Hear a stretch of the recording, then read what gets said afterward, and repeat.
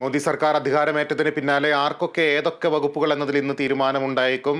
വൈകിട്ട് 5-നാണ് ആദ്യ മന്ത്രിസഭാ യോഗം ചേരുന്നത്. വിവരങ്ങൾ അതുല്യ രാമചന്ദ്രൻ നൽകും. അതുല്യ, പ്രതിരോധം, ധനം, ഒപ്പം തന്നെ ആഭ്യന്തരം ഉൾപ്പെടെയുള്ള പ്രധാന വകുപ്പുകൾ BJP തന്നെ കൈവശം വയ്ക്കുകയാണ്. ഇക്കാര്യത്തിൽ ഘടകകക്ഷികളെ പറഞ്ഞ് അവർ മനസ്സിലാക്കിയിട്ടുണ്ട്. ഇന്ന് കഴിഞ്ഞ മന്ത്രിസഭയിൽ ഇതൊക്കെ കൈകാര്യം ചെയ്തിരുന്ന മന്ത്രിമാർക്ക് തന്നെയായിരിക്കുമോ വകുപ്പുകൾ? കേരളത്തെ സംബന്ധിച്ച് സുരേഷ് ഗോപിക്കും ജോർജ് കുര്യനുമൊക്കെ ഏതൊക്കെ വകുപ്പുകൾ കിട്ടുമെന്നതിലും ആകാംക്ഷ തുടരുകയാണ്. എന്തൊക്കെയാണ് വിവരങ്ങൾ? ലിബീഷ്, ഇപ്പോൾ നിലവിൽ വകുപ്പുകൾ പ്രധാനപ്പെട്ട വകുപ്പുകളെല്ലാം തന്നെ തീരുമാനമായിട്ടില്ലെങ്കിൽ പോലും പ്രധാന സഖ്യകക്ഷികൾക്ക് പ്രധാന വകുപ്പുകളെല്ലാം തന്നെ നൽകാൻ സാധ്യതയുണ്ടെന്നാണ് കണക്കാക്കപ്പെടുന്നത്. പ്രത്യേകിച്ചും വലിയൊരു ഭൂരിപക്ഷം അവകാശപ്പെടാനില്ലാതെയാണ് BJP ഇത്തവണ ജയിച്ചതും അതുപോലെ തന്നെ ഇപ്പോൾ സത്യപ്രതിജ്ഞ ചെയ്ത് അധികാരത്തിലെത്തിയിരിക്കുന്നതും. അതുകൊണ്ട് തന്നെ സഖ്യകക്ഷികളെയും ഘടകകക്ഷികളെയും എല്ലാം ചേർത്ത് നിർത്തുക, പ്രത്യേകിച്ചും പിണക്കാതെ ഒപ്പം നിർത്തുക എന്ന് പറയുന്നത് അത്യാവശ്യമാണ്.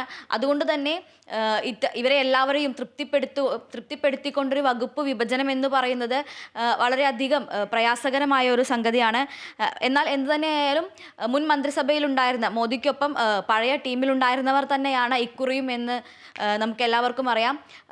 ഇവരെല്ലാവരും തന്നെ അവരുടെ വകുപ്പുകളിൽ തുടരാനാണ് സാധ്യത.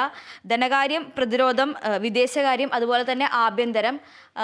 മുൻ മന്ത്രിസഭയിൽ ഈ വകുപ്പുകൾ കൈകാര്യം ചെയ്തിരുന്ന നിർമ്മല സീതാരാമൻ, അമിത് ഷായും അതുപോലെ തന്നെ രാജ്നാഥ് സിംഗ് അടക്കമുള്ളവർ ഇത്തവണത്തെ മന്ത്രിസഭയിലുമുണ്ട്. ഇവരെല്ലാം തന്നെ ഇത്തവണയും ഇതേ വകുപ്പുകളിൽ തന്നെ തുടരാൻ സാധ്യതയുണ്ട്. അതേസമയം വിദേശകാര്യമന്ത്രി IS ജയശങ്കർ തന്നെ തുടരാനും സാധ്യതയുണ്ട്. അതോടൊപ്പം തന്നെ പ്രതിരോധ മന്ത്രിയായി രാജ്നാഥ് സിംഗ് തന്നെ തുടർന്നേക്കും. നിതിൻ ഗഡ്കരി ഉപരിതല ഗതാഗത വകുപ്പ് മന്ത്രിയായി തുടർന്നേക്കും. എന്നാൽ അതേസമയം തന്നെ ഇപ്പോൾ പ്രധാന സഖ്യകക്ഷികളിൽ ഒരാളായ JDSന്റെ കുമാരസ്വാമി കാർഷിക ജലസേചന വകുപ്പുകളിൽ താല്പര്യമുണ്ടെന്ന് മുൻപ് പ്രചാരണ സമയത്തും അതുപോലെ തന്നെ വിജയിച്ച ശേഷം നടന്ന NDAയുടെ മീറ്റിങ്ങുകളിലും കാർഷിക ജലസേചന വകുപ്പുകൾ ലഭിച്ചാൽ അല്ലെങ്കിൽ അത്തരമൊരു വകുപ്പുകളിൽ കണ്ണുണ്ട് എന്ന കാര്യത്തിൽ ഒരു സൂചന നൽകിയിരുന്നു. പിന്നീട് എടുത്തു പറയേണ്ട രണ്ട് പ്രധാന ഘടകകക്ഷികൾ എന്ന് പറയുന്നത് ഒന്ന് TDPയും മറ്റൊന്ന് JDUവുമാണ്. ഇരുവർക്കും നിലവിൽ സ്പീക്കർ സ്ഥാനത്തിൽ ഒരു പ്രതീക്ഷയുണ്ട്. ആന്ധ്രയ്ക്ക് പ്രത്യേക പദവി വാഗ്ദാനം ചെയ്തുകൊണ്ടായിരുന്നു വലിയ രീതിയിൽ TDPക്കൊപ്പം പ്രചാരണത്തിന് BJP ഇറങ്ങിയിരുന്നത്. എന്നാൽ അതോടൊപ്പം തന്നെ ഇപ്പോൾ സ്പീക്കർ പദവിയിൽ കൂടി TDPക്കും JDUവിനും താല്പര്യമുണ്ട്. അതുപോലെ തന്നെ വിദ്യാഭ്യാസം, ആരോഗ്യം, ഗതാഗതം എന്നീ മറ്റു 3 വകുപ്പുകളാണ് JDUവും TDPയും ഒരുപോലെ നോട്ടമിടുന്നത്.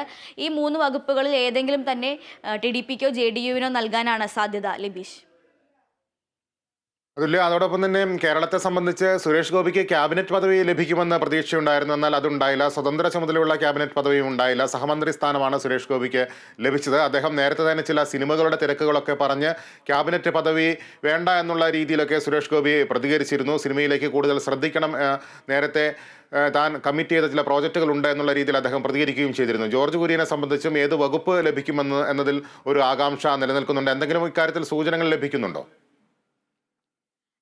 ഇപ്പോഴും ഇവർ രണ്ടുപേരുടെയും ചുമതലകളുടെ കാര്യത്തിൽ ഒരു അവ്യക്തത തുടരുക തന്നെയാണ്.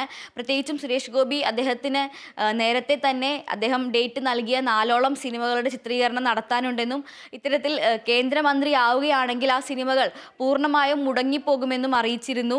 ഇതിനെ തുടർന്ന് സുരേഷ് ഗോപിയുടെ മന്ത്രിസ്ഥാനത്തിൽ ഒരുപക്ഷെ അദ്ദേഹം മന്ത്രി ആയേക്കില്ല എന്ന രീതിയിൽ വരെ അഭ്യൂഹങ്ങൾ നിലനിന്നിരുന്നു. പിന്നീട് വളരെ പെട്ടെന്നാണ് അദ്ദേഹത്തെ ഡൽഹിയിലേക്ക് വിളിപ്പിക്കുന്നതും ഇപ്പോൾ അദ്ദേഹം സഹമന്ത്രിയായി ചുമതലയേൽക്കുന്നതും. അതുപോലെ തന്നെ ജോർജ് കുര്യന്റെ വരവും വളരെ പെട്ടെന്ന് അപ്രതീക്ഷിതമായി കൊണ്ട് തന്നെയായിരുന്നു. നിലവിൽ കേരളത്തിൽ അടക്കമുള്ള സംസ്ഥാന നേതാക്കളെ വരെ അല്ലെങ്കിൽ സംസ്ഥാന അധ്യക്ഷ തലത്തിലിരിക്കുന്നവരെ വരെ വെട്ടിക്കൊണ്ടാണ് ജോർജ് കുര്യൻ ഈ ഒരു സ്ഥാനത്തേക്ക് കടന്നു വന്നിരിക്കുന്നത്. എന്തായാലും ഇരുവർക്കും നൽകുന്ന ചുമതലകൾ എന്തെല്ലാമായിരിക്കും അല്ലെങ്കിൽ ഇരുവർക്കും നൽകാൻ പോകുന്ന വകുപ്പുകൾ എന്തെല്ലാമായിരിക്കും എന്ന കാര്യത്തിൽ ഇപ്പോഴും അവ്യക്തത തുടരുകയാണ്. ലിബീഷ്.